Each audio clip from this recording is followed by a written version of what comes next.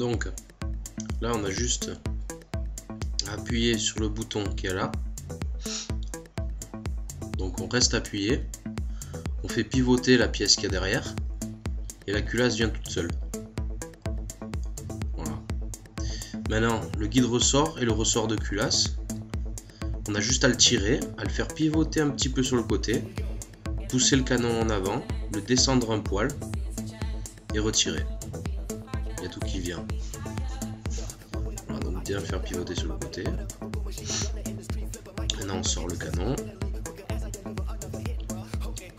Maintenant on va passer à l'étape du nozzle. Donc on dévisse cette petite vis qui est là pour enlever le rail interne. Alors on la met de côté.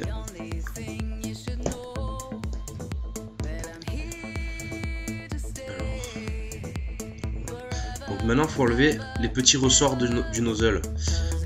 Donc surtout les enlever avant, comme ça ils sautent pas, vous les perdez pas et on peut les enlever avant. Voilà. Vous avez juste à les tirer un peu et à les faire sortir à l'avance.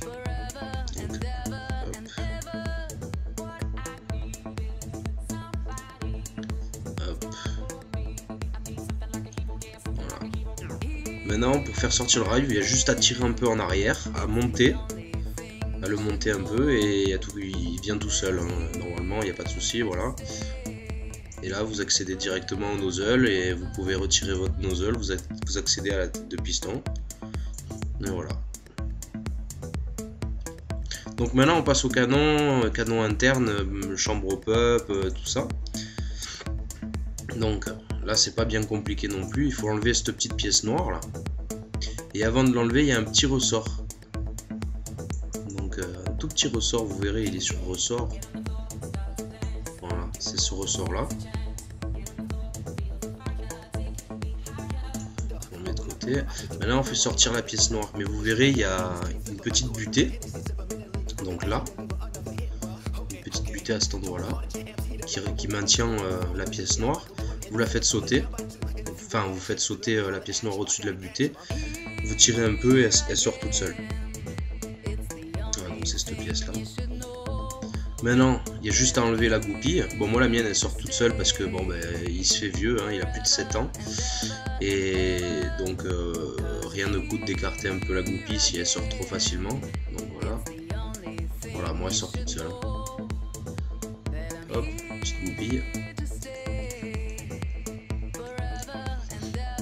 Voilà, donc maintenant vous avez le bloc au pop plus le canon interne qui sort. Maintenant, il y a juste une vis à dévisser pour accéder au joint au pop.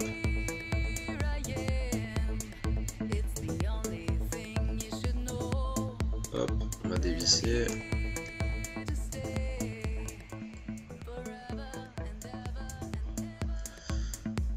Elle est un peu dure. Donc maintenant, vous séparez les deux côtés de la chambre au pop. Et vous accédez au joint pop. Voilà comment ça se situe à l'intérieur, c'est rien de compliqué.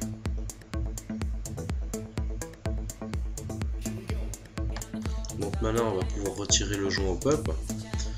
Bon par contre on n'hésite pas, voilà, donc moi il est un peu sale. Donc on n'hésite pas à essuyer un peu hein, quand même, parce que après avec le gras, tout ça, la graisse qui arrive à s'incruster, le joint au pop il fait moins d'effet. Donc on n'hésite pas à essuyer un peu tout, le bloc au pop, le joint, tout ça.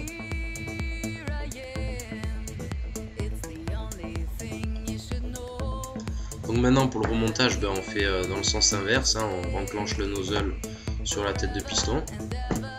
On remet le rail donc par l'arrière.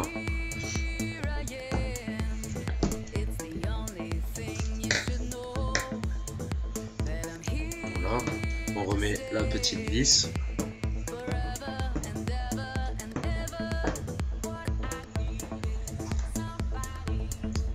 Voilà.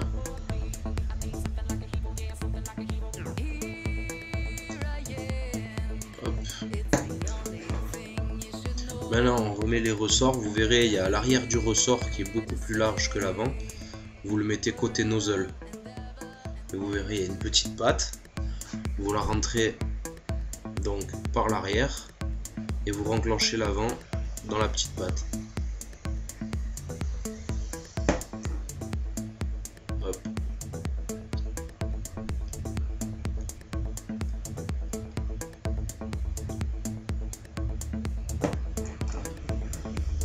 Hop, voilà, une fois que les deux sont faits, voilà, c'est fini, le nozzle est remonté, l'arrière de la culasse est remonté. Donc, maintenant, pour le bloc au pup, il y a un petit ressort qu'on met à sa place. Il faut remettre le joint au pup, faites attention, il y a une encoche. Il y a l'encoche du joint au pup à l'intérieur qui doit être sur le canon. Il y a une encoche verticale, une encoche horizontale autour du canon. Il faut que tout soit bien mis à sa place. Donc faites bien attention de bien le remettre au bon endroit. Et dans le bon sens surtout.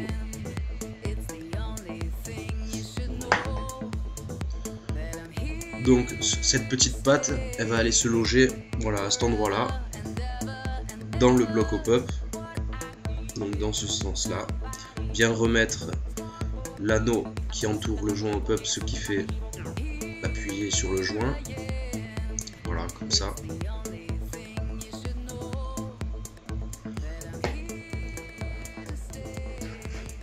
Donc voilà, la petite encoche pour le joint. Hop.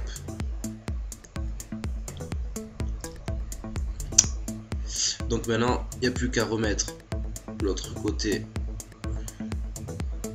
On referme, on remet la petite vis.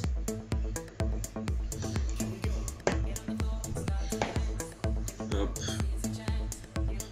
On serre bien, mais pas trop non plus, hein. Faut pas péter pas de vis. C'est des petites vis. Donc maintenant, on va remettre la pièce noire, donc de ce côté, hein, bien où il y a l'encoche vers le haut. Voilà. Juste à pousser un peu, vous faites passer la patte qu'il a pour le maintenir. Voilà. Donc ça doit pivoter sans forcer. Hein. Voilà, maintenant on va remettre le petit ressort. Donc commencez par le bas et vous enclenchez le haut, c'est le plus simple. C'est ce que je fais moi et je me fais pas trop chier. Donc voilà. Là vous appuyez avec un tournevis plat, vous le faites passer en dessous. Et voilà. Là vous vérifiez que il est bien, la pièce noire est bien sur le ressort, qu'elle revient bien toute seule à sa place. Voilà.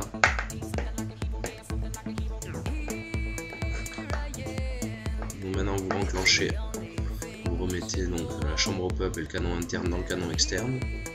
Vous remettez la goupille.